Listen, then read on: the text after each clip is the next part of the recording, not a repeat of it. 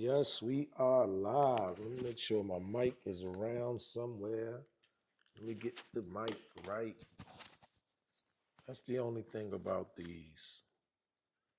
I guess because they weigh so much, they just have a tendency to fall down. But anyway, what's up, guys? It's your boy Talk Williams, host and creator of What?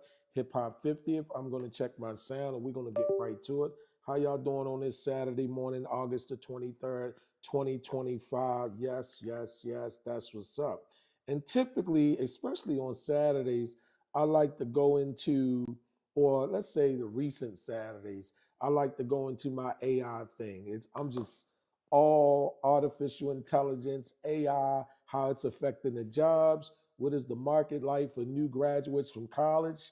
There's even reports out that the unemployment rate for new graduates out of college and these knowledge, what you would call knowledge workers, or would become or would be pursuing technology jobs, entry level support, coders, different things like that, even customer service, call centers, that the unemployment rate is higher for new college graduates than it is nationally. So nationally, the unemployment rate is about, I think they say it's like 4 point something percent.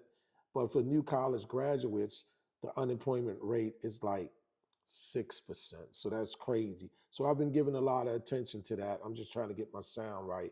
But this morning, well, really last night, to be honest, I was looking at some, just cruising through the internet, and I like Cam Newton. He's one of the guys that I listen to at times. I'm not an avid Cam Newton fan like that. I'm a fan of his in his football career, but I don't watch all of his podcast posts. He has a couple of different shows. I think it's Fourth and One, and then he has the Cam Newton where he does the sit down with the interviewees, yeah, the people he invite to have a sit down with. And I'm gonna tell you, he had one with Joy Taylor last night or yesterday or within the last 24 hours or so.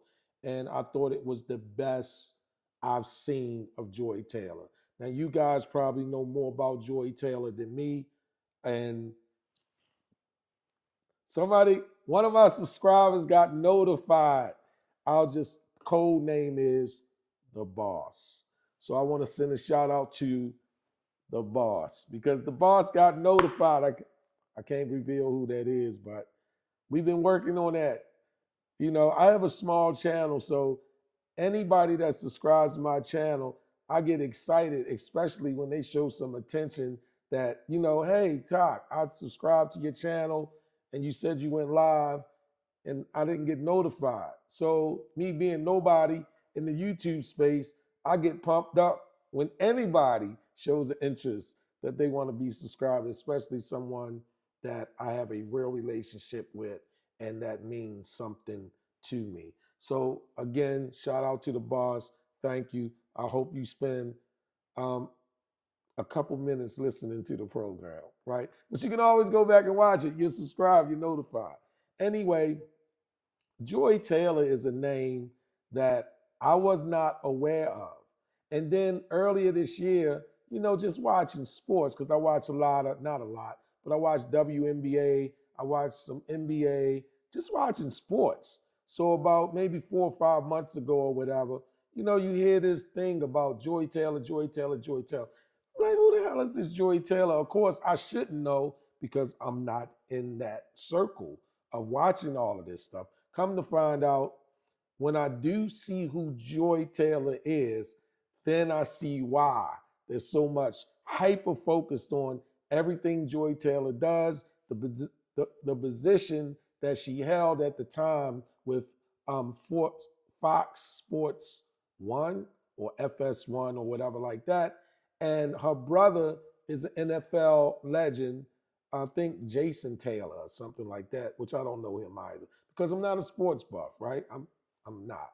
I'm just an OG. I'm just an old guy that just likes to turn the mic on because I can't find a cat, a dog, a deer, a tree to even want to hear what I have to say. And you guys in the social sphere have no choice sometimes, right? Even a little mic like mine, which this is a DJI mic too. This is a wireless mic. Just to let you guys know, the sound that you hear should not be the ambient sound through this big facility called the living quarters that I'm in, but it's coming off of this DJI Mic 2 wireless and is actually connected to this receiver right here. And that should be the sound that you hear because it kind of suppresses the ambient sound or some of the echo, maybe not all of it, but it does an all right job. So that's why, I try to check and see if my sound is working or whatever. Anyway, back to the Joy Taylor thing. Once I saw who Joy Taylor was, I said, damn, okay, I get it. She's beautiful. And then I listened and I'm like, okay, she's always looking good, right? Like, okay, I get it, right? She was kind of born looking good. Beautiful complexion, the whole thing. So now I see what it is. It's the you're beautiful, that's why you're there. It's the you're beautiful, you slept your way there. It's the you're beautiful, it's the beauty effect. It's the advantages of being beautiful, and that's the only reason why you're there. But you hear cliches, you hear other people in podcasts, you hear different things like that, but I caught it. But then all of a sudden there was this thing about they cancel program. Fox Sports canceled a line of programs, and then there was this lawsuit and all of this stuff out there about Joy Taylor involvement with this and that or whatever. Anyway, I didn't do like a deep dive. Of course, I went to her Instagram. Of course, I looked at her bikini shots. Of course, she's a beautiful woman. I mean, yeah, right? I was just being me, right? All right. Anyway, come to find out when I did listen to her, she could speak well. She kind of knew what she was talking about. But this is to a set of ears that's not a sports buff, okay? But it just is what it is. Fast forward to where I am now with this Cam Newton, Joy Taylor is the best sit-down invite interview that I've seen on the internet, on YouTube and other places. Is because when she was let go from FS1 for Fox Sports, whatever, Fox Sports 1, and all of the allegations and the lawsuits and different things like that, I was looking at different clips of people telling the story, and I was listening to her on different podcasts, just clips though of her explaining what was what or how she's been affected or what it meant for her to lose her job or be let go from Fox Sports and different things like that, and where she is now, where she's going, other things like that. But I watched Cam Newton's invite and interview where he sat down with her and they had that conversation. And Cam, he's not going to stay away from the tough questions, but he is going to be professional. He's going to be articulate, and he's going to use his, what you call it, gravitas, or whatever he used, his strategy, his way of bringing it out or allowing the person to weigh in and lean in the areas that he basically says, this is what we need to know. So I'm going to play a clip from that. I'm going to shut up. I am. In fact, I just got okay. All right. I just got a notification. All right. But anyway, let me be quiet. Let me play a clip. I was just letting you know that as far as I'm concerned, this is the best I've heard of Joy Taylor, somebody interviewing her in the case Cam Newton, and they're just going in. And it's almost as if, well, I'll just leave that alone. And let's just play the clip. I've had a lot of experiences in LA over the last 9 years. Some have been great, some have been chaotic, some have been sad. I've gone through a lot of personal things. And in the end, I know I will look back on this chapter as a very significant chapter of my life. It was 9 years of my life that I spent in LA at Fox. A lot of things happened. And I'm grateful for the highs, and in some ways I'm grateful for the lows. I know I don't feel all of it right now, but I will one day. And I think my competition is only with myself. There's no denying over the last 4 months, right? You've been through a lot, right?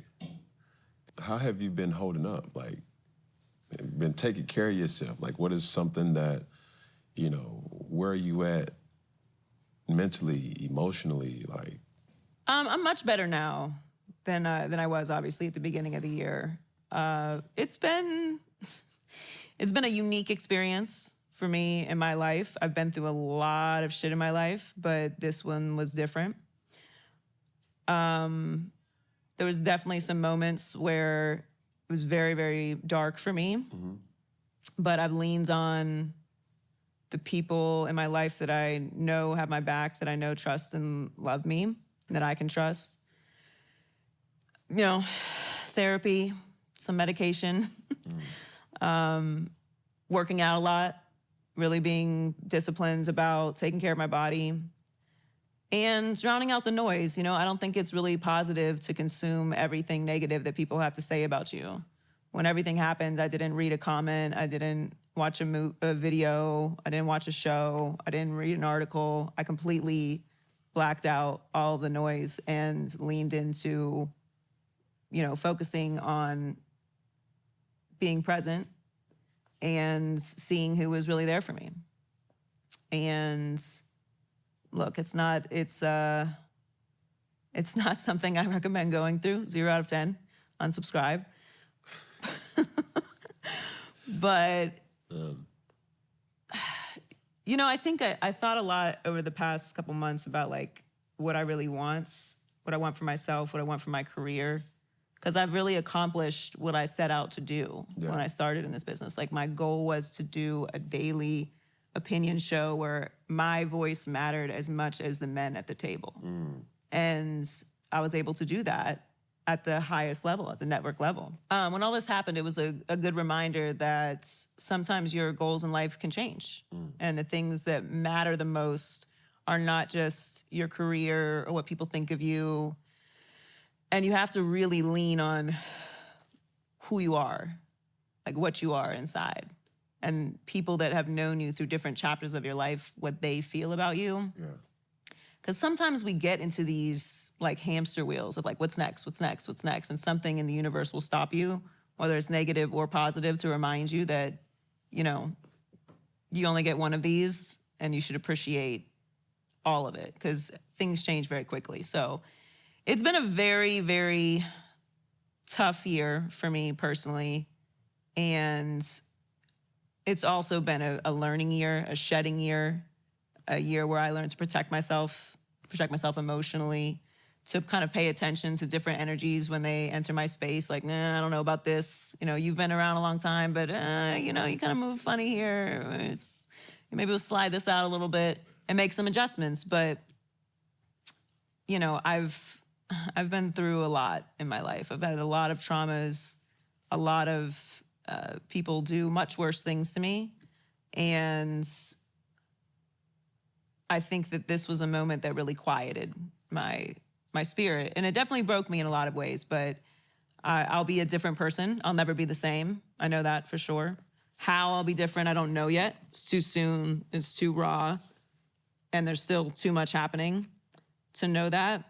But I hope that I hold on to the best parts of myself, because it's really hard to do. It is. do you think sports media is fair to women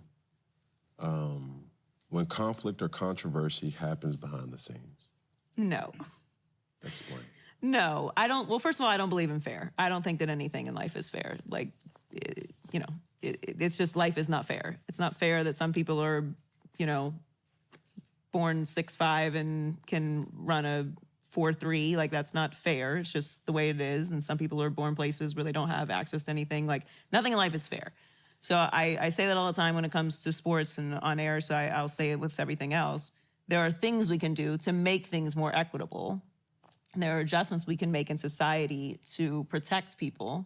So I'm not dismissing any of it, but, you know, it's still a very misogynistic space. I mean, if you ever are confused about that, you can go read any comment on any social media platform I have. You'll get your daily dosage of it. And entering as a woman into this space, it's just a reality that you're going to be viewed differently. You're going to be judged differently. Any type of anything that comes out about you is going to be permanent, whether it is true or it is not true.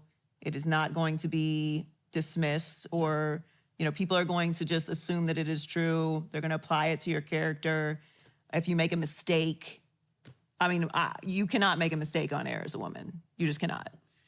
You can't say someone got traded when they got cut. You can't mispronounce someone's name. Like, you have to be perfect in that way. And if you're talking about being a Black woman, you're also dealing with a huge element of racism that, it just is what it is. Like, we can move on from the conversation that there isn't any racism anymore. It obviously still exists. Yeah. There's obviously still sexism.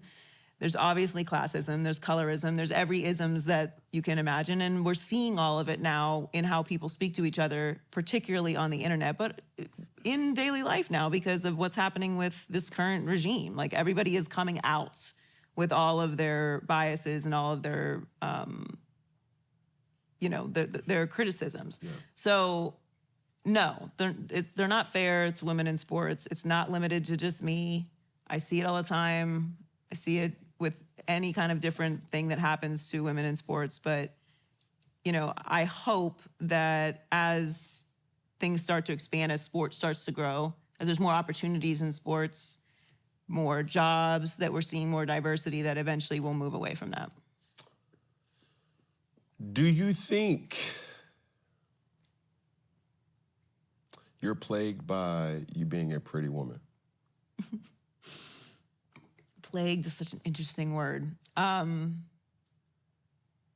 think everything in life has a cost. Everything in life has a yin and yang to it, right? Like, there are a lot of benefits to being a pretty woman. And yes, I understand that everyone doesn't think I'm pretty. I get it. But you are. Thank you. Let's be adults and let's move on. Let's move on. Come on. There are definitely benefits to it. There are advantages in certain spaces to being a good-looking person. There are also disadvantages. People don't take you seriously. People assume that you sleep with everyone. People assume that if you're being nice to them, that you're trying to sleep with them. People try to sleep with you, and if you don't sleep with them, then they retaliate against you or talk bad about you because their egos are hurt. People think that you are too sexual when you're just showing up in your body wherever you go. People are assuming that you're only doing this job because you want to be famous or you want to be on television. There are all kinds of certain, there are things. There's jealousies. There's retaliation between situations. There's people who don't want to work with you because their wife might be jealous, even though you have nothing to do with them. Like, there's all sorts of things that come with it, but there are benefits as well. And, being someone who is on camera, generally, people who are on camera at certain spaces tend to present themselves like they should be on camera. I don't think that's like a secret. It's in a visually aesthetic platform. No, for sure. But, you have to take the good with the bad. I'm not gonna sit here and like play victim, but there are things that you experience as in a pretty privileged space that are negative. There's a dark side to it.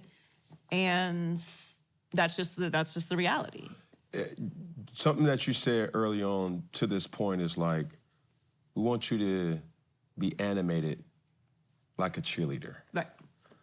You know what I'm saying? It's like, I've never heard that, but I understand. No one's ever told you to bring cheerleader energy, Cam? No. Me? No.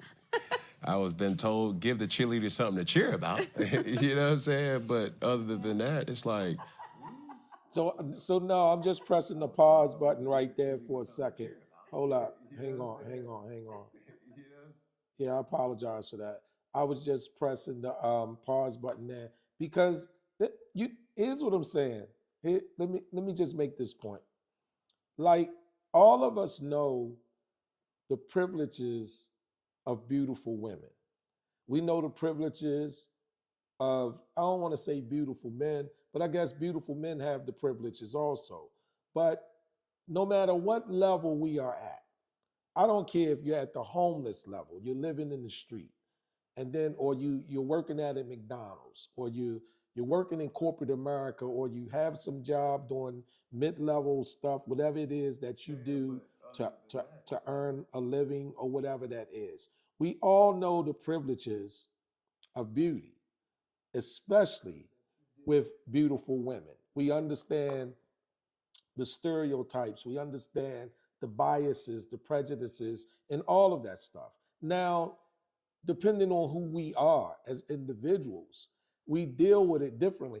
Of course, I've never had the privileges of that because I'm not a beautiful guy, but I've dated and I've been in relationships with women who were considered by many to be very nice looking, very beautiful in that sense. And they receive some privileges. Like, I don't care if it's at a restaurant, something as simple as a IHOP, a pancake place, or anything. Now, the flip side of that, we all know that a lot of times, you have gatekeepers and you have other women, you have other things that beautiful people have to deal with. It's just the reality of it. I'm not talking about the ratchet beautiful. So don't get me mixed up with these ghoulish looking women that they just look like they coming out of a Halloween movie, and the only time they look really beautiful is dark at night, a room full of cigar smoke. You've had several drinks and some chemicals or some pills or something like that, and they just look like they're it, and as they would in any nightmare. I'm not talking about that. I'm talking about women who look beautiful, who look nice, who look very appetizing to most in I guess in that way. 9 o'clock in the morning when they're fit and they're ready and they're at the workplace, or 3 o'clock in the afternoon when they're out having a late lunch or early dinner or whatever that is. Those are the women I'm talking about. And I've dated one or two of those women before, and they dated me for whatever reasons, right? And so we know what that is. I've had conversations with women before that, whether I was dating them or not, and they say what they do is when they go on interviews, they dress down. They put a ring on even though they're not married. And I say, well, why do you do that? And they say, Talk, that's part of the strategy. And the reason why I do that, is because a lot of times for certain positions, they have to interview with women. And you don't want women thinking, here's this beautiful woman that's not married and she's dressed a particular way. So they say, what I'll do is, if it's a professional job, I'll dress professionally at a very low level. I'll wear some Target khakis and a cheap blouse, and I'll button up. I might put a cross on, a necklace that has a cross on, or a small pendant representing God or faith. I'll put a fake ring on. I'll wear my hair back some. I won't do the makeup. I'll just whatever, plain Jane it as much as I can, but I will sound professional and I will whatever. And these are strategies that I've heard beautiful women say that they do because they got to get past the gatekeepers, which a lot of times are other women. But anyway, I just thought Cam Newton did a pretty good job at that. And then I'm going to dial it back some where he's talking about personal relationships. When you're talking about life or death, and you're talking about survival, everybody may not know how to swim. And if you don't, you'll die. So now, bringing the goalpost back to business, when you say everybody's not an entrepreneur, it's almost like swimming. You have to have. I look at a person like yourself who is so much misunderstood, and that's why I'm so excited. It's like, yo, I got it. Like, finally, a person that, like, I can go back and forth with and just ask, what did you really mean? Because it happens to me all the time. But even for you, free game for the world to see is like, Fox knows, ESPN knows, Disney knows that it's a flex. It comes with a lot of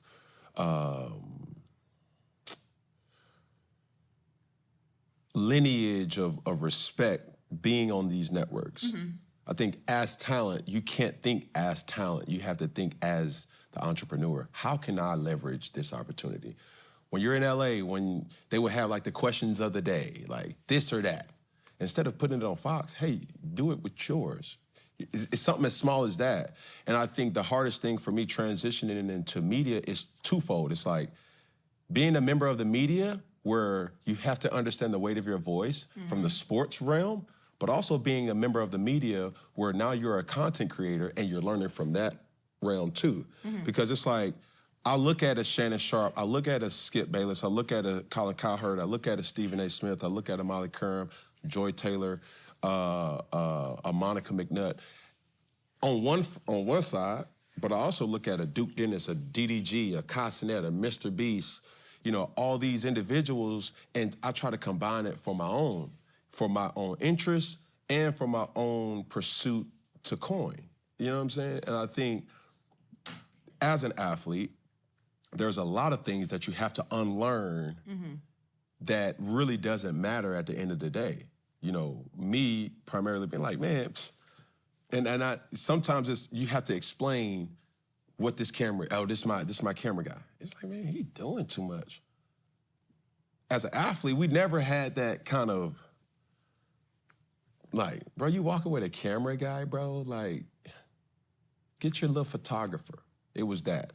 But when you see the guys that are really serious in this, when you see a Cassinet and how he moves like an army of people around that's monitoring his streams, who's monitoring his comments that are engaging in real time, and you see a guy like DJ Khaled who controls his socials by himself, and so many different other guys where, you know, Adam W., like these guys and gals are extremely brilliant. And if you don't learn how to swim, if you don't have that entrepreneurial interest to say, hold on, what are they doing? And this is the thing that I had to unlearn. We try to be so cool and say, man, what he doing really ain't, rather than saying, you know what, bro? Hey, help me real quick with this. What's your staff look like? Give me a descriptive of what each person does. And if you do that with the resources of a Disney, of a Fox, then potentially you could become bulletproof. You're right, but there's different levels of swimming, right? There's Michael Phelps, and then there's, you know, being able to tread water. Let's talk about it. So if you're doing content and streaming and, you know, running basically a full-time show, that's that's a Michael Phelps level swimming. If you're, you know, just posting on social every once in a while, then you're just treading water. Right. The question of the matter is, what do you want to do? Like, how much of yourself do you want to put into this? Because the way that the business is moving and changing and everything that you just described is 100% correct. And if you want to be able to always say, I have my own, I'm fine, then you have to put the effort into your own. You should absolutely leverage every situation that you have. Correct. I 100% agree. But it is not easy to run a business. It's not easy to run a staff. It's not easy to make sure that, you know, everything is done properly and posted on time, and that the, you know, caption's correct, and all of those things that go into that. So I don't think that it's, you know, I don't want to hold everyone that goes into the business to the standard of you should have to build your own empire. Working for a network means you don't have to hire people. You don't have to do that. Yeah, it's stability, it's consistency, it's showing up for a certain amount of hours and, you know, going home. And for a lot of people, that's enough, and I get it. For sure.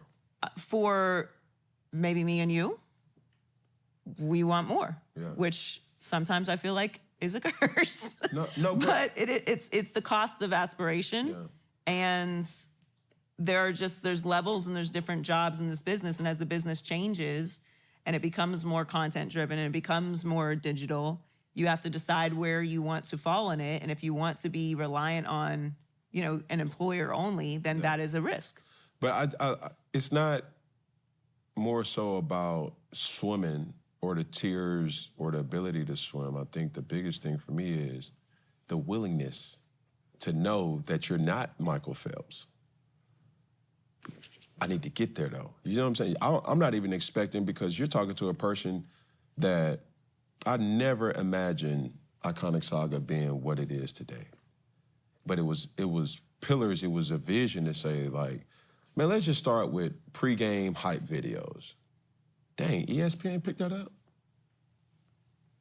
There's something there. All right. Well, Cam said this.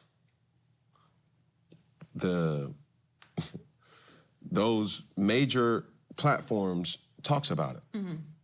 Now, the game has changed. And now, I didn't say it that way. Instead of focusing on Twitter, which it still is a big platform, X still is a platform to clear certain things up, it's like, no. Hey, you want to hear my response? Go to my YouTube. You know what I'm saying? When I first came into the league in 2011, that was not a thing to do. Coming into the league now in 2025, everybody is expected to have their own, platform. Their own brand. You know what I mean? And like, protect the brand, like what's doing it? Like, bro, do things that are authentic to you. And they've always ridiculed, they've always critiqued, they've always said that. And I'm a perfect example of like, bro, stand on what you believe in. The way you type, the way you text, the way you dress. Like, I'm so comfortable with that, but I'm always eager and learning to say, like, hold on, why is this person getting this job? Or, hey, don't worry about it. I'm gonna ask him. Like, some people, they don't even ask the question. Well, asking for help also is a thing, right? Like, I remember the day I let that go. Like, I'm just gonna take advice from people that know more than me. Yeah. That's a moment that you get to in life where you realize, like, you don't have to do everything on your own. You will never be an expert in everything. You don't need to. And if you try to, you're probably gonna fail, because there are people who are experts in certain fields that will help you, but you have to know who to ask for help and when to ask for help, and know that there is no shame in asking for help. Right. Like, if you need to go to the doctor, you go to the doctor for help. If there's something wrong with your tooth, you go to the dentist. Like, there are people that are subject matter experts in certain fields that you go to for help. And it is no difference in this business either. And as we all go through navigating the constant changes with tech and everything else that's happening that affects everything that we do, we're kind of all leaning on each other in a lot of ways too. So it's because the game is always changing. It's hard for me to see what happened at Fox and not really ask the question of, do you think that there was some type of racial implications for a lot of let goes?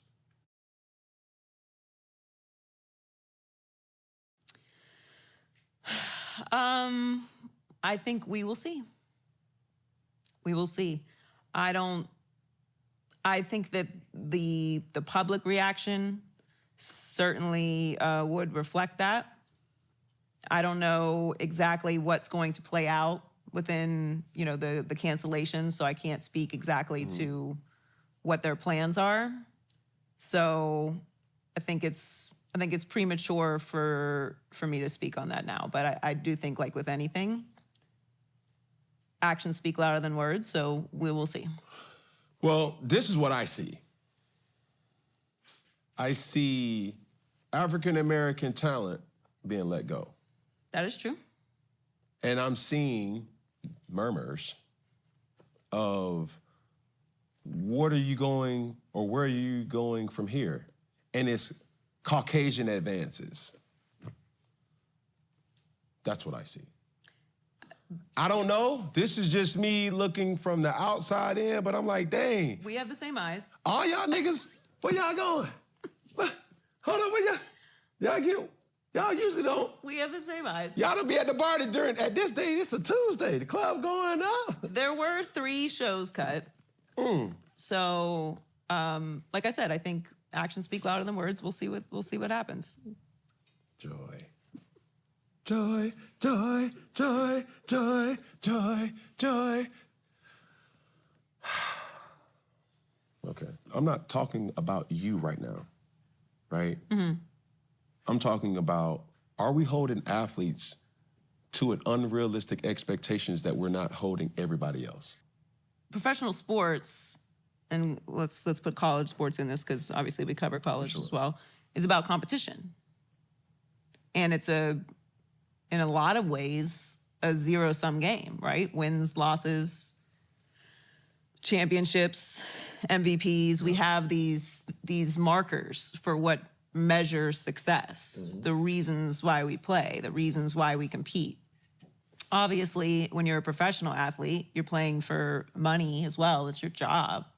But the allure of sports, the allure of competition from the fans, from media, from owners, from people who, are consuming this product is the purity of competition, the wins and the losses.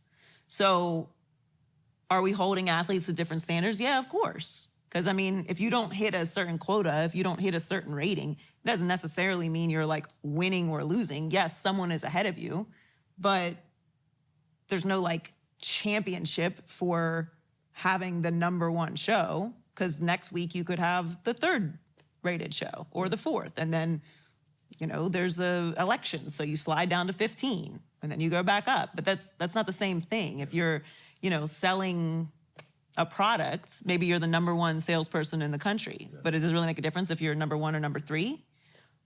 No, but no one's showing up to the sales meetings with your jerseys on. They are at the stadium. So sports is it's a microcosm of society, of course, but you're in a different arena, like literally. Okay, so I'll put it this way, and to protect names,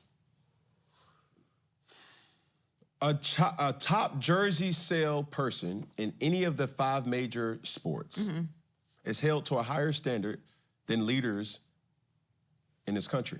Oh, yeah, of course. It's absurd. Yes.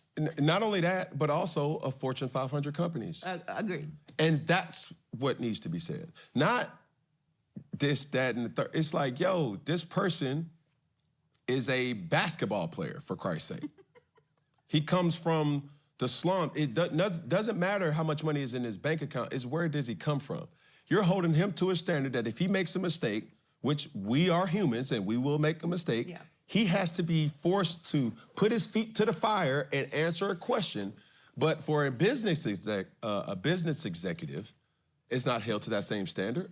No, and it's life is not fair. So when we're having, rewind, back to the conversation is of, hey, Ken, what are you gonna say? Don't ask me that question, respectfully, because that's what I will say. It's sad that we hold athletes to a standard that we don't even hold ourselves. But are you saying this from a personal standpoint, from a legal standpoint, or from a competition standpoint? I'm saying this from a personal standpoint. Okay, personally, I completely agree. I think it's crazy. We put athletes into a space. Well, first of all, most athletes are very young when they start their careers, like with the spectrum of what is an old person. You're not an old person, but you age very quickly in sports. It's a young man, young woman's game. Yeah. So you're coming in extremely young into situations you are completely unfamiliar with expectations through the roof, and you're supposed to manage all of these things, be a professional in all these spaces that you haven't been in before. For sure. And then perform at the highest level and never make any mistakes, personally. Never make a misstep. And if you do make a misstep, it is something that is a reflection of how serious you take your job or how serious you take yourself. When in fact, most of us at 21, 22, we're not making the best decisions. And we had... At 31, at 41, we're not making the best decisions. Yes, yes. And we did not have all of the eyeballs, attention, and demands on us that athletes do. Yeah, it's not a fair exchange.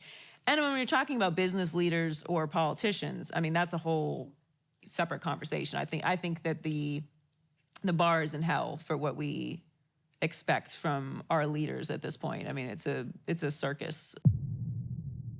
This is an ad by BetterHelp. Let's keep it real. Everybody's carrying something.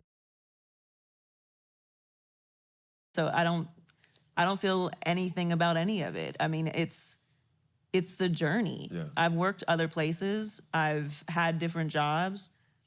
I've had a lot of experiences in LA over the last 9 years. Some have been great. Some have been chaotic. Some have been sad. I've gone through a lot of personal things.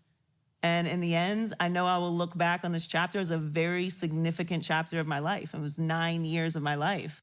That's how I feel. I walk in that.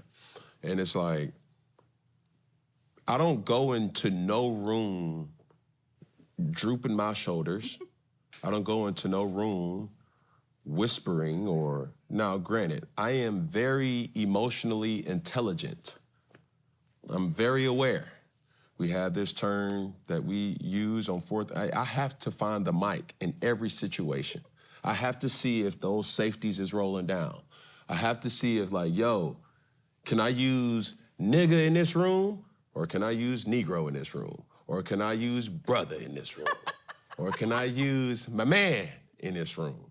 Buddy. But my guy, my killer, hey, my boy, you know, and the reality is there's some times where that's a superpower. Yeah, I mean, you have to be able to read the room, especially if you're, you know, a business person, you're somebody who's navigating in different spaces. That I don't think is not being authentic. That's just being strategic. That's just the world. For sure. But when you are sharing your like thoughts and passions and feelings and thoughts, it should come from.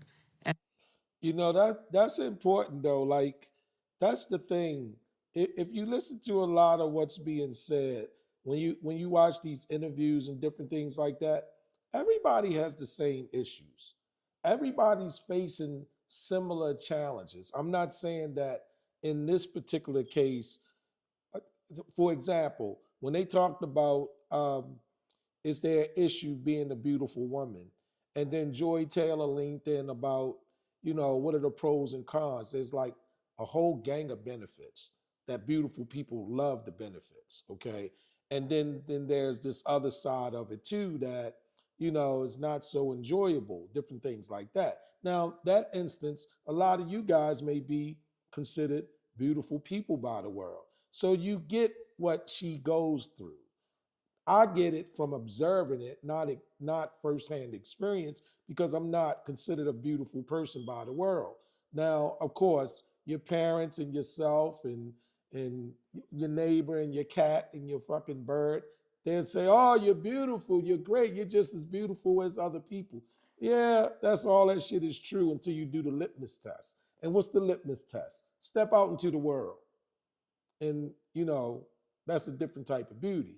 So um, it's similar. So now they're talking about, you hear Cam Newton, he says, I don't go into a room with my shoulders dropped down, hunched down, whispering, acting as if I don't belong and I shouldn't be here or there's no place for me here. That's Cam Newton saying that. But that's you and I saying that in rooms that we go into. That's real communication and real stuff in real life at whatever level we are.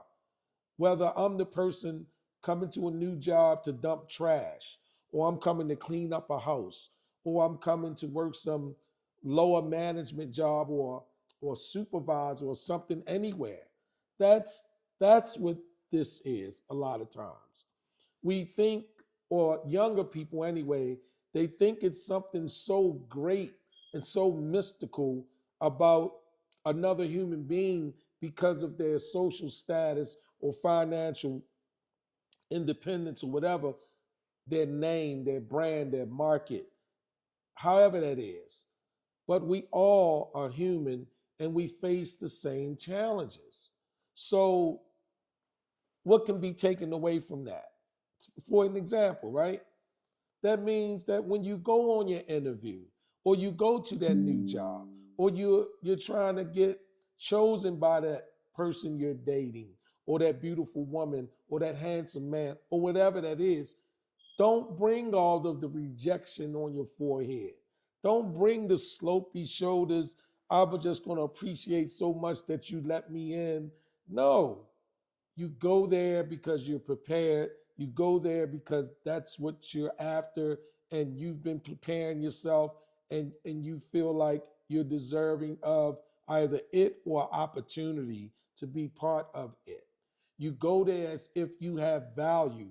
You speak to people as if I am me. So it has nothing to do with your how much money you have. It has nothing to do with that's Cam Newton, that's Joy Taylor. These are the things that are carryover, are similar, that makes anybody no different from the next person. We just think there's something different about a rejection when you're a millionaire versus a rejection when you are a dollar heir or a penny heir, right? You have no money. No, rejection is rejection. How you respond to it, how you deal with it, how you gird up for that next opportunity, that new thing, how you create value for yourself, how you reinvent yourself. These are things that are normal across any human being. It doesn't matter about the money or the class or the status. It really doesn't matter about the race or the gender or the height or the weight. We as individuals understand what we can do and empower ourselves as individuals. It does not negate the systemic or institutional barriers that we're going to face. It does not negate the social biases and prejudices that we're going to face. No, it doesn't negate that. It doesn't wipe all of that out. I'm not even saying none of that's not there because it's here. It is. It's visible. It's right there. But you and me as an individual, what can we do to prepare, to study, to get ready, to learn, to reenact, to recreate? That's a lot of times that's what people find when you're listening to these interviews. Yeah, you're the cutie on duty. Yeah, you had talent. Yeah, and we still letting your ass go. So what do you do then? How do you prepare yourself then? But let me get off of that. An authentic place. But I'm also a very private person. So no matter what, there's always going to be parts of me that I don't share because I don't want to. And like you said, I care more about me than I care about you. And that's always going to be the case. No, for sure. And I'm even more aware and heightened to my energy being fucked with, my spirit being fucked with. If I don't feel comfortable, if I don't like what's happening, I will protect myself because Listen to that. He said, oh no, that's Joy Taylor. She's a millionaire. She's sexy. She's beautiful. They'll open any door for her. She has privileges. No. She's talking about energy. That energy. When the energy, what I tell people a lot? Like, I don't drink or smoke. I don't drink sometimes. I don't mean I don't smoke sometimes. I mean I don't drink at all. I don't smoke at all. And sometimes when I get into conversations with people, I say to them, there's a reason why I don't drink or smoke. And I find it is perfect timing at times for me to say that. It could be a conversation where someone's trying to blow smoke up my ass, or they trying to con me, or it's just something's not right. And then, it's usually friendly. We're cool, we're friendly, right? And then I'll say, look, there's a reason why I don't drink or smoke. And what I mean by that is not that I'm hypercritical on people who drink or smoke. Nothing's wrong with drinking or smoking. I just have to give the convenience or the luxury of being able to say it because I happen to not drink or smoke. Not that something's wrong with it. But what I mean when I say that is this. I'm an energy person. I don't need to see the video. I don't need to hear the audio. I don't need whispers. I read energy. When my spidey senses go up and I notice something's not right about this energy, I'll make adjustments. Maybe it's in the workplace. The energy is not there. It might signal me to update my resume, or it might signal me to ask for additional training in my workspace. Okay, that's what it might do. At home, if things aren't right, it signals me to find out what's going on, take a deeper dive, see what's up, clear it up. In the streets, it's the same way. When I'm moving about different things like that, that's real. That's real.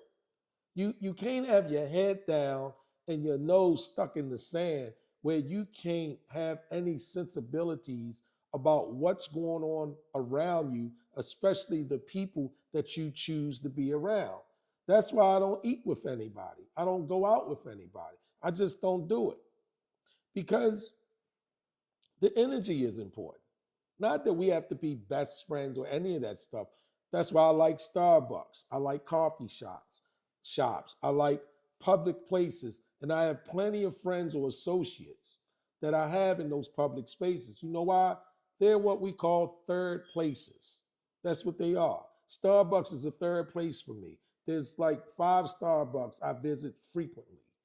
And I know guys there that come through there. And these are guys that you're cool with, but you don't want to take home with you. These are women that I'm cool with that I can't take home with me.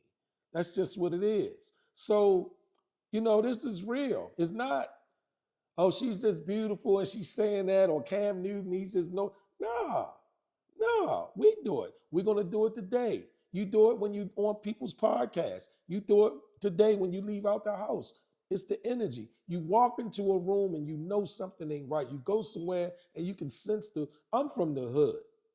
I could go somewhere and cut the friction with my hand like it's a knife, like I'm cutting through soft butter. And I get ghost real quick because, again, I don't need to see the video. I just don't. Because I'm all I got. And if I'm not in the right space. That's how I feel. I walk in that. And it's like, I don't go into no room drooping my shoulders. I don't go into no room whispering or, now granted, I am very emotionally intelligent. I'm very aware. We have this term that we use on fourth. I have to find the mic in every situation. I have to see if those safeties is rolling down. I have to see if like, yo, can I use nigga in this room? Or can I use Negro in this room? Or can I use brother in this room? Or can I use my man in this room? Buddy. But my guy, my killer, hey, my boy, and the reality is there's some times where that's a superpower. Yeah, I mean, you have to be able to read the room, especially if you're, a business person, Mm-hmm. you're somebody who's navigating in different spaces. That I don't think is not being authentic. That's just being strategic. That's just the world. For sure.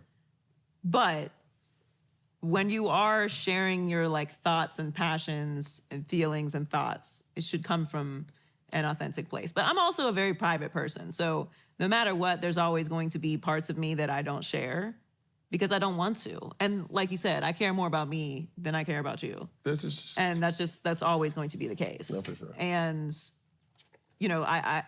I'm even more aware and heightened to my energy being fucked with, my spirit being fucked with. If I don't feel comfortable, if I don't like what's happening, I will protect myself because I'm all I got. And if I'm not in the right space or if I'm putting myself in danger for other people, that just is like a crazy concept to me. Yeah. Last thing on this topic, what's the thing that you would miss most about FS1? I will definitely miss Keyshawn and Paul every day. We had a really great time on that show. It was, I've had a great experience on all the shows that I've worked on, but that was a real hang. Mm-hmm. We were playing music Easy. in the breaks. It was easy. We all felt, they obviously have known each other a long time, but we all felt like we've known each other a long time. The staff was really comfortable and fun and great. And it was really a good experience every day. It was good for my nervous system to be around that group of people with the staff and Key and Paul and Michael too, Michael Irvin. So I will miss being around them every day. They were unbelievable to work with and I love them dearly. And yeah, my career is not over. So No, it's I'm not. gonna keep doing what I'm doing, but I definitely will miss working with them for sure. Man, listen, shout out to my dog, Brandon Marshall, right? And he has this, he'll just text me out the blue and say, stay in that pocket and lean in. And I'll tell you the same thing. Joy take. All right, and Just for perspective, you're talking about leaning into media. So it's about to get into transforming from sports to media, right? And we know that a lot of the um, athletes, that's what they do. They transform from sports to media. When I was a shorty, and I didn't watch the stuff no way because we was too busy trying to figure out what dinner was going to be. Forget breakfast. We had to skip right to lunch and figure out was we going to have dinner. So I was never on that.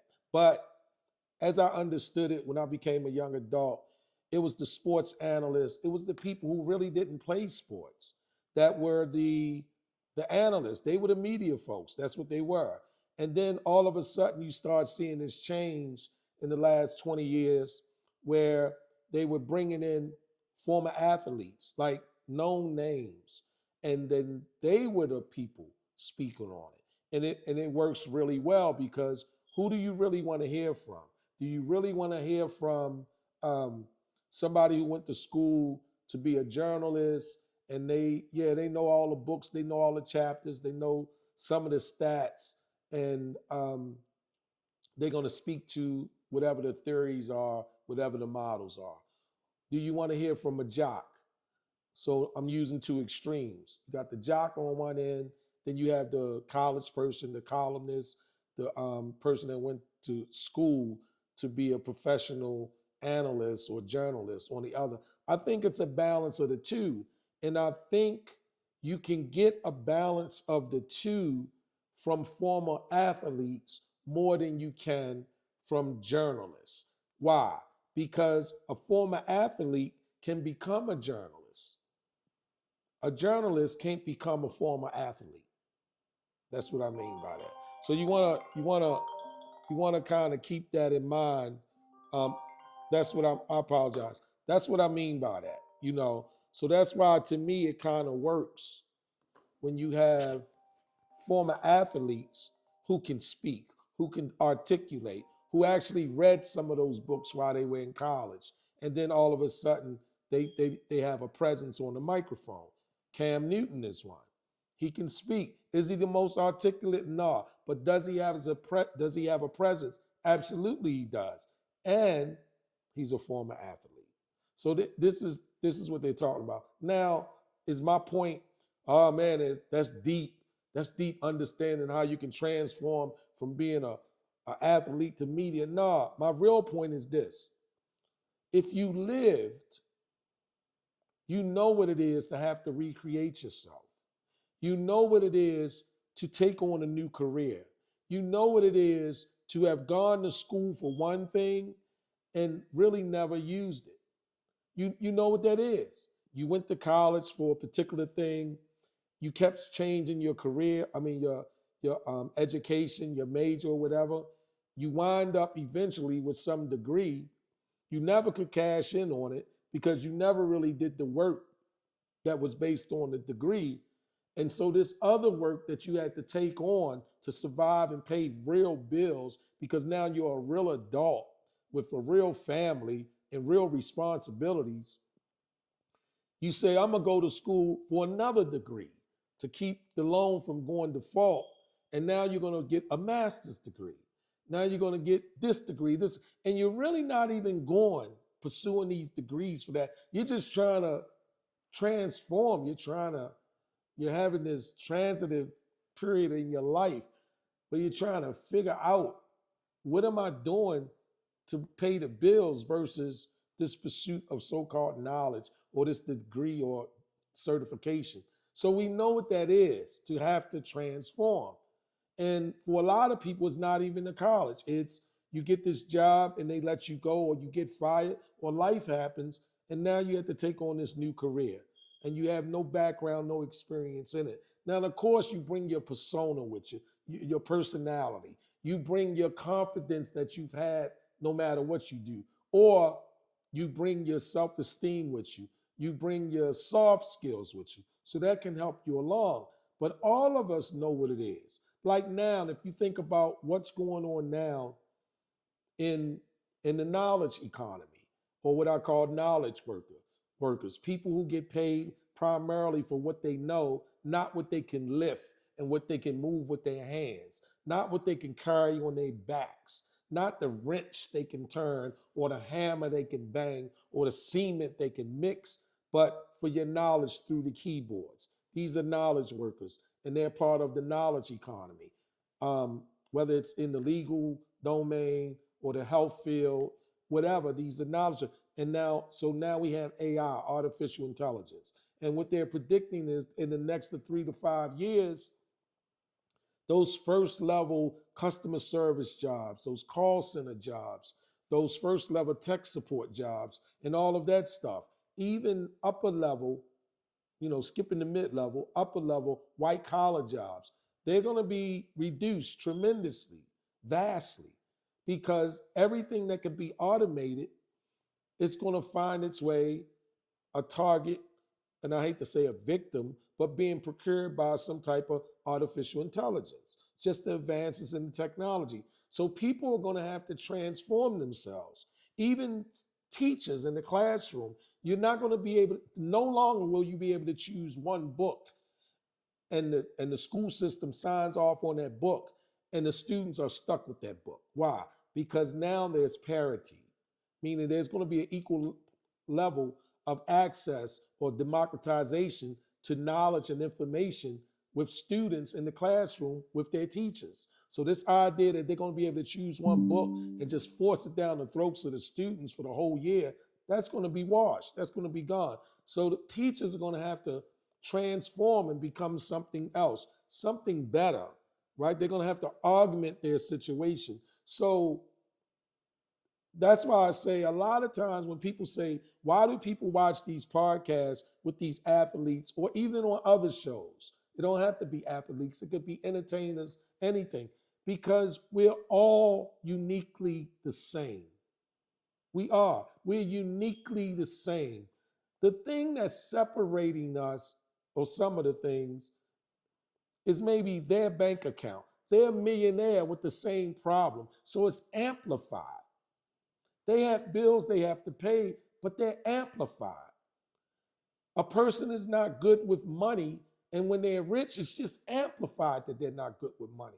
They're no different than somebody that gets paid $800 a week, $400 a week, $1,000 a week. That same person is not good with money.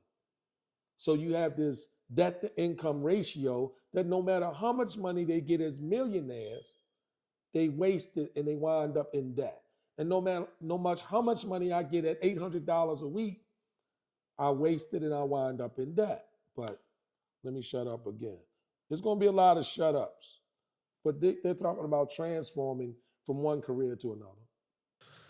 Yesterday, for me, shot 2 shows, right? And our shows, being an independently owned production company, you lean heavily on your support system. Right. You also want to respect people's time, effort, and energy. That's the back office, behind the scenes thing. But each show typically runs at minimum 2.5 hours. I shot 2 of those yesterday, right? And as we're talking, I'm looking at the clock, we already been talking for 1 hour and 50. And from there, I go work out, which is a whole different content plan. You see what I'm saying? Mm-hmm. And then from working out, getting home at 10 p.m., I do more content on Twitch, right? The point is, while I was on Twitch and I'm approaching like 1 a.m., 2 a.m., Mafia the chat, you know what I'm saying, for folks who follow me on Twitch. There's a young man who put in the comments, he was like, hey, bro, hey, give me some advice about transitioning into the real world as an athlete. And my engagement with my audience, I call, my community the Mafia, right? Bug Mafia. And I always ask the question, what's the question of the night? You know what I'm saying? Just a strategy, whatever. But that stuck out to me because when I heard or seen the question, the first thing I thought about is you have to master your routine. And it's really not even an athlete thing. It's a human thing because most individuals, and I will tell you this too, going through your transition, that routine of what you've learned, you will be a fool if you don't learn the importance of that. There was never a show that y'all had that you didn't have that you had a pre-production call. Correct. And that's the same thing about if you're going into a meeting, you need to prepare for it, right? And then it also comes down to performance. Well, as I was talking to the young man last night in front of thousands of people watching, and it's like, yo, bro, like it's a real issue that we have, and it's a part of your evolution. And it's almost going back to wanting to swim. It's not saying that you can't swim or you can swim at Michael Phelps. It's like having the desire to say, hey, I gotta change. I wanna get to this particular point. Oftentimes, people don't give enough credit that it's going to hurt, but it's worth it though. So when you're talking about your brother and you're talking about certain things as an athlete that, yeah, people get so blinded by the money. And do we make a lot of money? Absolutely. Do we know if this is going to be the last time we make this amount of money? Who knows? But when you go and you've witnessed so much, you have to imply routine in that. And if you do that, that's when you start seeing real results. You are what you habitually do. Two people taught me a whole lot about routine. Skip Bayless and Colin Cowherd. Not ironically, two of the biggest names in the business. For sure. So when we launched Undisputed, Skip has, he would post on his social media, his notorious morning routine. Yeah. Get up at 2 a.m, inexplicably, run, I think he ran like 5 miles or something on his treadmill, read the newspaper, whatever he did. Like he did the same thing every day. Steve Jobs, notoriously, same routine every single day. Colin does the same thing when he comes in every single day. Same meeting, same process. He's got his notes that are just scribbles. I couldn't read them if my life depended on it. But they do the same thing every day. And part of being able to do Undisputed, which I had to get up at 3:20 in the morning to do. LA time? Yes. 3:20 in the morning for a 6:30 show, was having a routine. Have to be in bed at 9 p.m. Doesn't matter if the girls are going out for dinner. Doesn't matter if somebody's in town. Doesn't matter if you got a show you want to watch. Have to be in bed at 9 p.m. Not getting in bed, like covers are up at 9 p.m. Set both alarm clocks in case something goes off. Those type of routines, one, help minimize creative decisions for things you don't need to worry about. You park in the same parking spot. You wear sweatpants in the morning because you're going to get wardrobe. You don't need to worry about what you're going to eat every day. You're eating the same thing every day. You have the same coffee order every day. Those things are important, but when your reason for routine changes, like you're no longer playing sports, or your show has changed, or any kind of disruption to your life, you have to stay in routine. You have to find a new routine. But routine is about success. You ever see Homecoming with Beyonce? Yes. The Netflix special. Yes, the Netflix special. Now, we all know Beyonce is Beyonce, right? Sure. Like, she's one of one. But that special was fascinating to me. And I love studying greats because one thing that greats do, which is what you said, they do the same thing every day in order to get incrementally better. The focus that she had to go into that show to not eat sugar or like anything but like fish for a year to get into, I don't have that kind of discipline.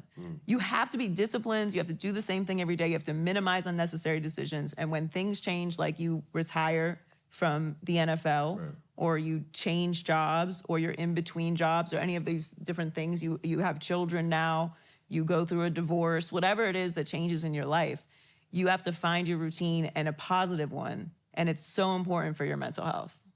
And it helps you be successful. Like, that is what the greats do, consistency. Was media always a part of the plan for you? So my freshman year of college, two people taught me a whole lot about routine. Skip Bayless. Yeah, it's me again. I'm jumping back in. Because, again, I know this is like I said from the beginning, this sit down between with Cam Newton having Joy Taylor on his platform is probably the best I've seen of Joy Taylor. I'm familiar with Cam Newton. I know very little about Joy Taylor, but I know that she receives a lot of attention. And I'm just repeating the name I learned this year. And maybe 4 or 5 months ago, I started getting on my feed, Joy Taylor, this, that, and that. I go to look who Joy Taylor is. It's this beautiful woman on FS1, Fox Sports 1. And then there's this lawsuit. Her name is mentioned in it. And there's this talk on the internet about she slept her way into the position that she's in. She doesn't know anything about sports. She has no value whatsoever. And she's there because she has the body, she has the beautiful face, she has the wonderful complexion, all of that. Okay, cool. And then I don't really look at nothing much about it. Then it's this thing about um, FS1, Fox Sports 1 has fired the team or the show that Joy Taylor was on, along with other personalities, other shows. So then I started seeing little clips, Joy Taylor on somebody's platform, and they're talking and they're going back and forth about what happened, maybe why it happened or whatever, right? But the point is, I didn't pay attention to it. I do watch Cam Newton, not in an allegiant way, but I do watch some of his podcasts because he does great interviews and he weighs in about things. And I just think that, I respect Cam Newton because he's young. He's done a lot. He does a lot for his community. He just does. And you can see it. You don't have to have some type of um, AES 256 cipher encryption to find out what he does for his community. He does do things for his community, and he's right there available and reachable and touchable to the youth, whatever. So when I saw this interview he did with Joy Taylor, I'm like this. Okay, it's interesting and it's exciting, but for me, what I try to take away from it are some of the things or aspects of the interview that's normal to anyone, that's not separated because they have money and we don't. She's a beautiful woman and I'm not. He's a stud and a jock and I'm not. No. What's normal there? What is it that applies across the board to any human being? And so that's why when I'm interrupting, when I'm jumping in and I'm weighing in, giving my opinion about things, I'm not speaking about what I would like to do to her in bed or in the shower. No, I'm talking about here's a conversation they're having. They're talking about this particular thing, this subject matter here. And this is why it's the same for everybody. It's just amplified even more for people with money, people of notoriety. But it's the same for all of us at the level that we're at. When she's talking about routine, when she's talking about discipline, when she's talking about what we can do to empower ourselves as individuals, that negates systemic barriers, institutional challenges, gender, race, gatekeepers. Because what is it that we can do? What is it that I can choose to eat today? What is it that I can choose where I can go? How I can weigh in? That's on me. That's the Stoic approach. What is it that I have direct influence on me, where I don't have to blame it on somebody else, where I can take accountability? Accountability. I apologize. So when she talks about routine, what is your routine? What is my routine? How do I not just have confidence, but how can I increase my competence? So there's some ratio and proportion between my confidence and my competence, because confidence alone doesn't get it. We have to do something to increase our competence so our confidence will grow with it, and then we can deserve and stand and be present in whatever that is, whatever it is we're doing, whether it's with family, friends, the church, the community, at the job, whatever, okay? Career-wise, whatever. So it's really important when I hear people talk about routine. We are what we do consistently.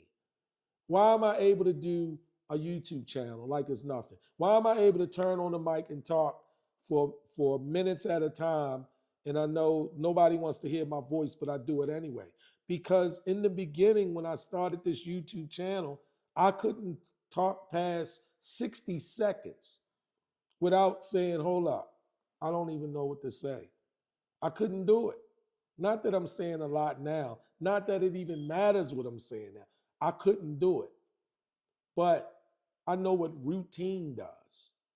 What routine does, it builds your stamina, your tolerance. It builds your, what they call memory muscle, even though we know the brain is not a muscle at all. It's just a collage of nerves, right? But the point is, you get what I'm saying, figuratively speaking. That's what routine does. So as I started to turn the mic on and talk, all of a sudden I could go for 2 minutes to 3 minutes to 4 minutes to 5 minutes. And before I know it, I was doing YouTube lives 8 minutes at a time. And I don't have a co-host. I'm dying to get one. Trust me, I am. But the struggle for me about co-hosts is it's hard to find people.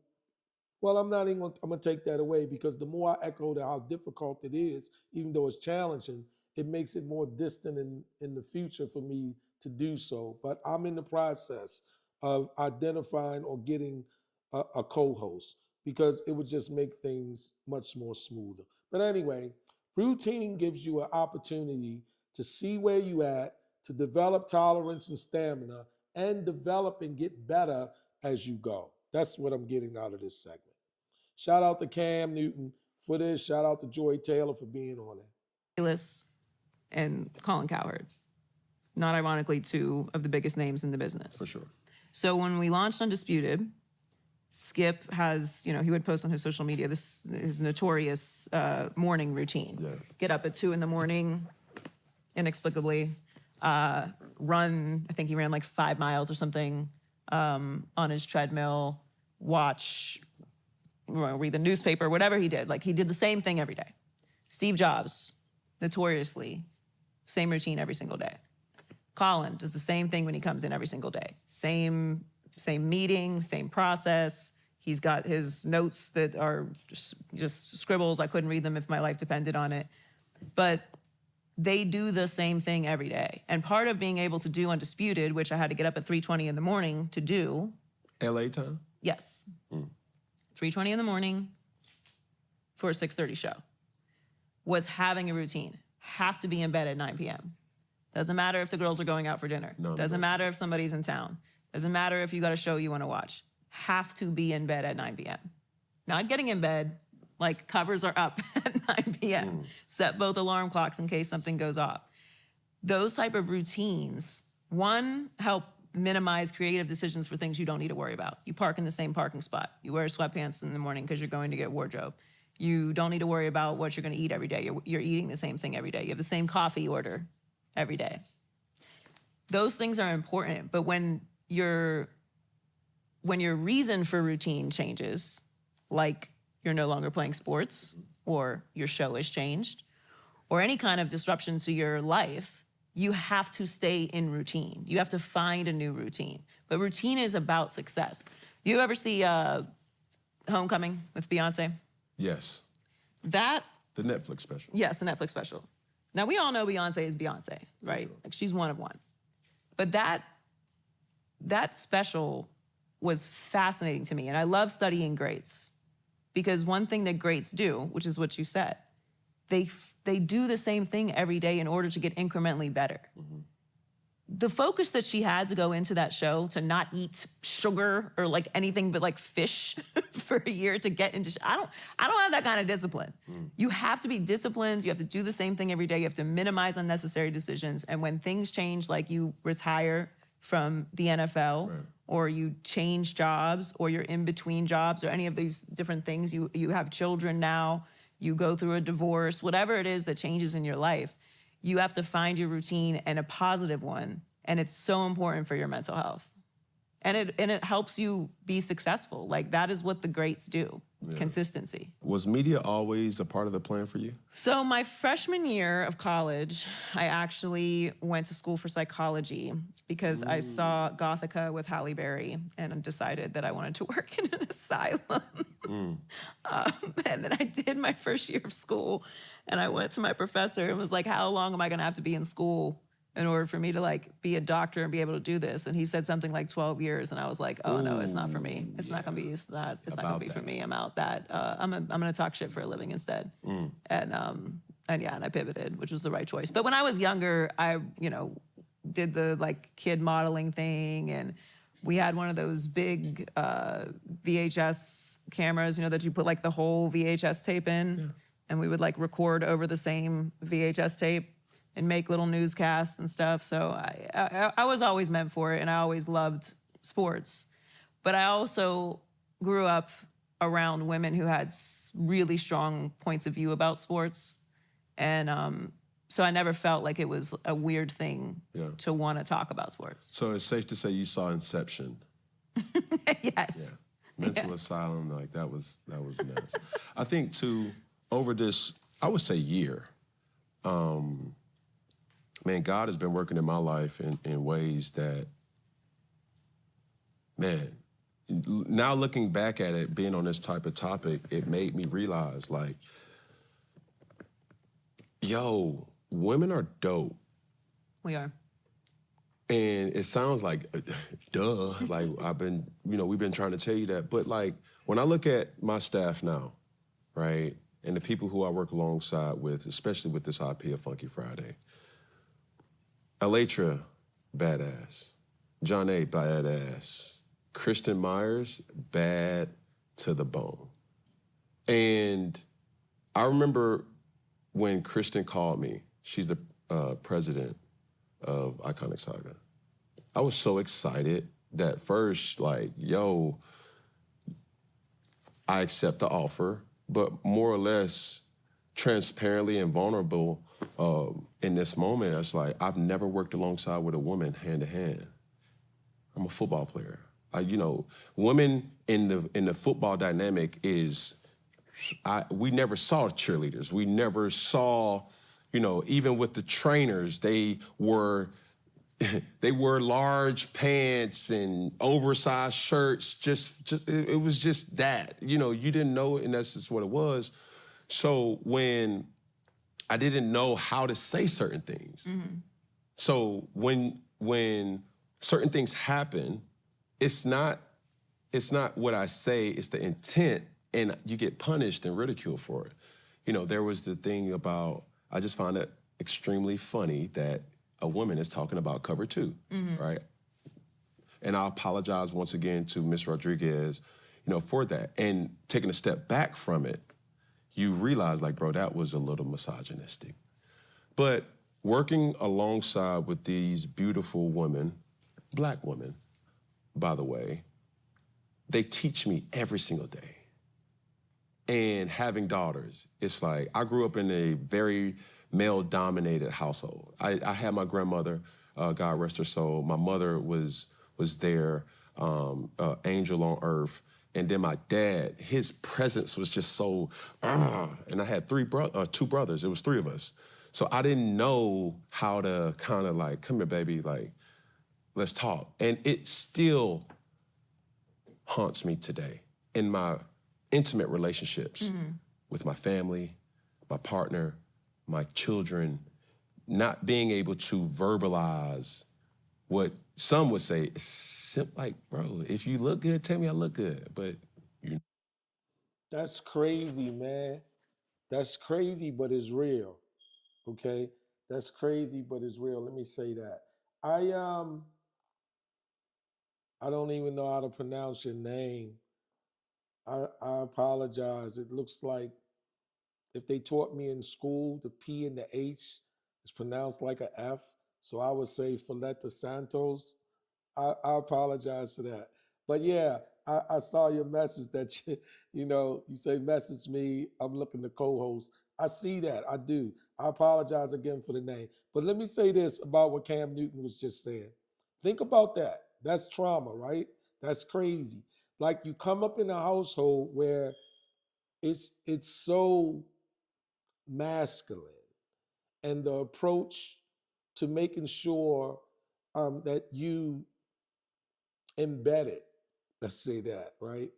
Your oomph or that DNA or whatever that is that Cam is saying now, he just didn't know how to show compassion. He did not know how to say, I love you in the sense of you look nice or something reduced from that, far away from that.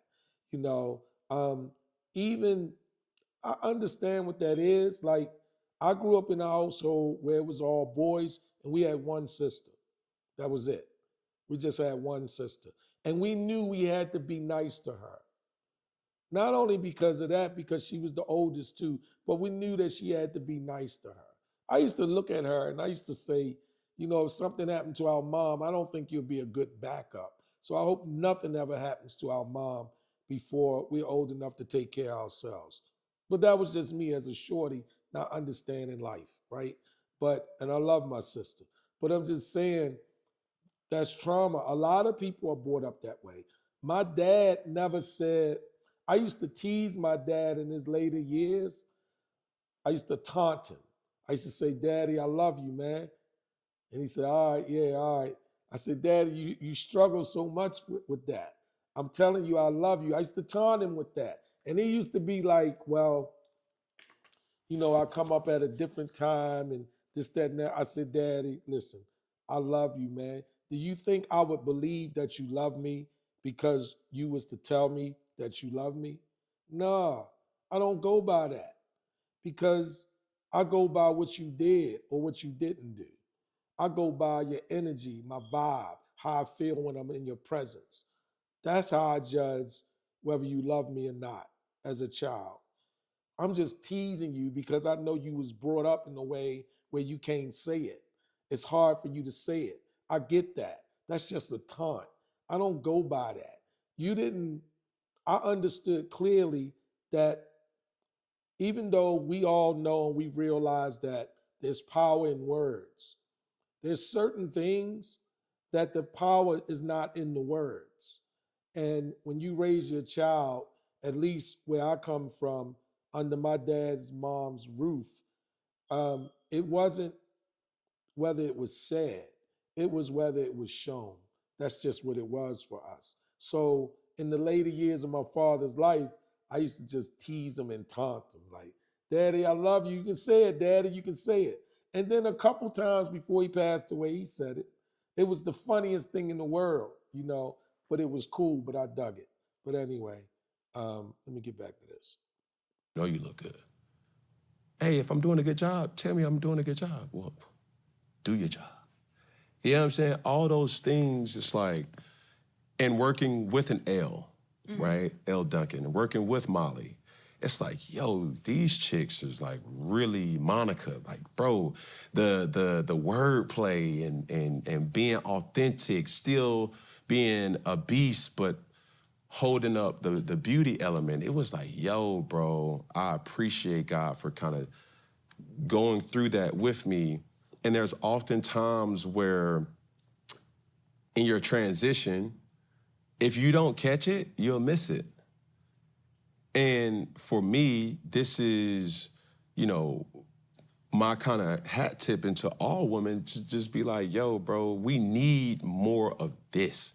And it ain't, oh, bro, you're glazed. That's the word now. You're glazing, bro, you're doing this. It's like, no, like, we need different perspectives. We need, why certain individuals see the game from this particular lens. And when that happens, the beauty comes in the kaleidoscope of opinion. Mm-hmm. Well, that's diversity. Yeah. And there's, a very strong push to get rid of diversity right now. But you having gone through that experience and I'm sure having daughters as well, has shown you the power of diversity. It's not about having people in the room for the sake of having people in the room, for checking a box. You have a wider range of perspectives. There's things that you have experienced as a man I cannot speak to. I will never experience them. I don't know what it feels like. Right. I cannot empathize with you. Now, if we have a conversation, I can sympathize with you because we can find a common ground where I can say, you know what, I haven't had that experience, but I've had this experience, and this is why I have this point of view on it. And we can be diametrically opposed, but because we talk, and you're not talking to another man who's had the exact same or very similar experience as you, you're learning and growing. And you know, the glazing or the, what's the other word everybody uses now? Simping. Are we out on simping now? Maybe I'm being an auntie right now. But, you know, the idea that because you are pro-women or because you enjoy the presence of women or you enjoy women's thoughts or, you know, the work that they put in or their perspectives, that you're, you know, you're somehow like diminishing yourself as a man is very confusing to me. Do you only want to be in the presence of men? No, Do I you prefer only being want in, like, men's women's thoughts? presence. Yeah. Well, it's not even just about a preference. It's like the very idea that women shouldn't be around men is very confusing to me. Who do you want to be around? Whose thoughts do you want? Whose presence do you want? Whose energy do you want around you? You should want women around you. You should want women around you. I think for the everyone's... diversity of opinion. Or just because women are human beings. No, And like, why would you not want women around? Yeah. Like, why would you not want women around? And the whole idea that it is somehow dangerous or it's not helpful or like you're tapping into your feminine side or any of these things is just very bizarre. It's very bizarre to me. Yeah. It's actually kind of scary. Why? Well, in the first season of my podcast of Too Personal, we went viral because me and Taylor were saying that we didn't want to date men who didn't have female friends. And it was a very controversial topic. But Say you didn't want to date? I wouldn't want to date a man who did not have any female friends. You did not want to date him? No. You want to date a guy who has female friends? Correct. Okay, go ahead. Because why can't you be in the presence of a woman and it not be sexual? Why can't you have someone in your life who is a woman that you are interested in and that you care about in a non-sexual way? Okay. Why don't women want to be around you? Yeah, no, it's not about that. And I'm glad you said that. Because that's a real thing. It's real to me. Everyone doesn't feel that way. No, I'm saying the real thing that a man cannot be around a female without any type of thought of sexual advances. Or also find any value in women that don't either serve them, meaning that they work for them, or they're related to them, so that it's their mother, their aunt, their daughter, or someone that brings them any kind of sexual relationship, whether it's their partner or someone they're dating. Like, if they don't fall into one of those three categories, they don't have any use for them. Yeah, but I'll explain why, though. Is because we are creatures of habit. Men? Yes. Okay. Or just in general. Okay. And when I think about, that's what I just told you, the whole, within this last year with, you know, the beautiful women that work, that are extremely talented. They didn't get hired or get the job because how they look. It's because what they are capable of doing and bringing to the table. I'll say that first and foremost. I think there's not enough conversations that's happening like that. But a lot of men would not honestly answer because of the fear that it will come off misogynistic or it will come off as sexist. But the reality of that is when you are in a very masculine environment, there's no woman around. So the first inkling of a woman is, man, she look good. Golly, boy. Man, look at her lips. Oh, man. And you grow as the teenager in high school, and you start having these thoughts. And then you go into college, and it's like, yo, like, people are throwing themselves at me, but I'm still ascending in my space. That's not to say that you have women around you because they keep them away. It's like, no, no, no, no, no.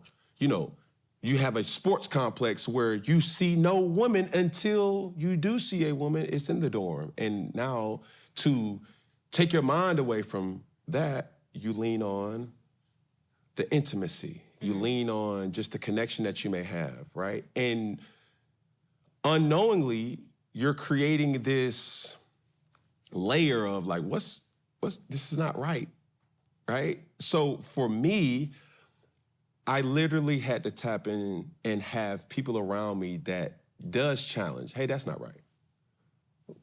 No, that's not a normal thing. So you have to unlearn certain processes and be willing to acknowledge that that is not right. Now, for me, I can't speak about everybody, but Yeah, nothing is everything in all. for sure.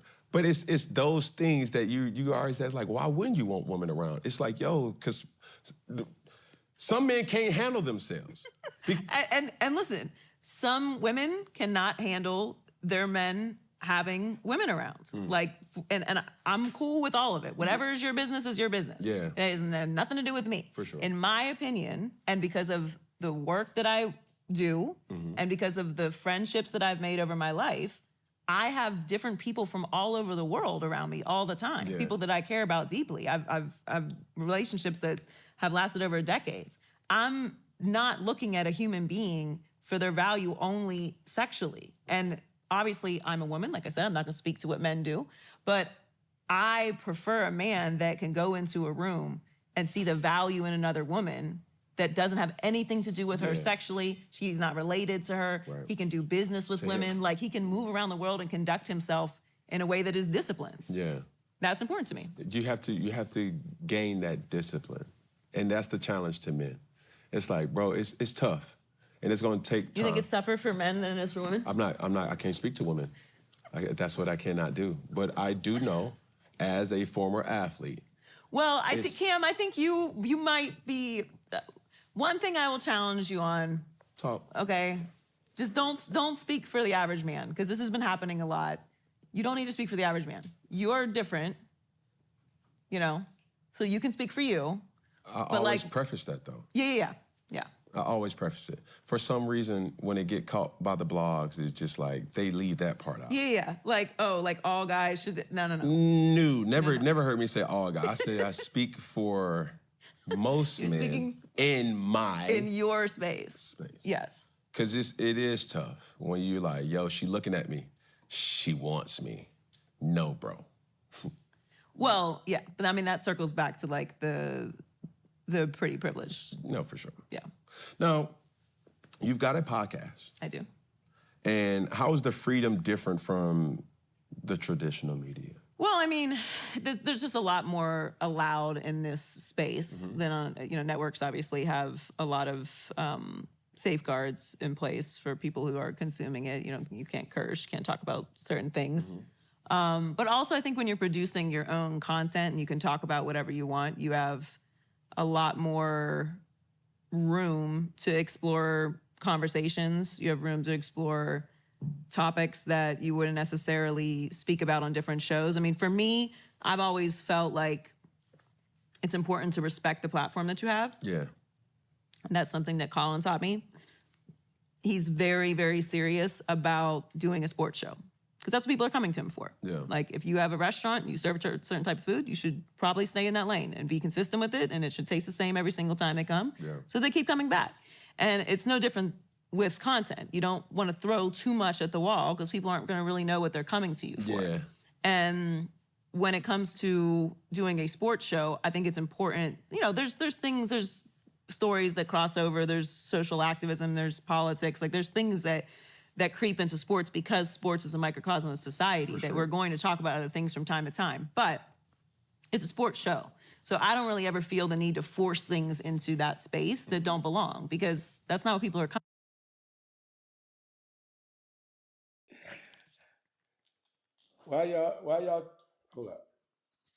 Why y'all tripping on Cam, man, in the way he dressed, man? Cam is an artist, man. Cam is a artist, man. All the way, everything he does, man. He's Cam, man. But anyway, guys, I'm getting ready to jump up off of here. I want to I want to thank everybody, and I say that I do appreciate everybody that stopped through. And it's cool, man. Like I said, I thought that this interview with Joy Taylor, because there's a few of them out there, and I just thought that this one was really to the point, and I get the messaging. It was really good. I think Cam did a wonderful interview with Joy Taylor. Comparing that to other interviews with Joy Taylor that I've seen since she was let go from FS1, Fox Sports One, something that name just doesn't just roll off of my tongue. But anyway, I'm actually in Alabama. That's where I am. I'm in Alabama, and I need some coffee. Yeah, I'm an OG, man. I need my coffee, and that's hot coffee, not cold coffee. So I'm gonna try to do two things at once. I'm gonna try to find me some good coffee and find me a good chess game to play. Yeah, I play a little chess, just a little bit. I really get excited when I'm playing people that can really beat me bad because I love these great chess players. I love playing people that can really play because not only do I learn, I just like the experience of going through that, getting beaten bad. So every state I go to, I try to find somewhere I can play some chess with a human being and, see how bad I can get beat. But anyway, it's your boy Talk Williams, host and creator of Hip Hop 50th. I appreciate anybody to stop through, to say what's up, to give me your time. I see you guys in the few. You see, I went and changed my gear a little bit. I'm going out in the street, get me some coffee, meet some strange people, and hopefully get beat bad on the chessboard. That'll be my next live. Peace, guys.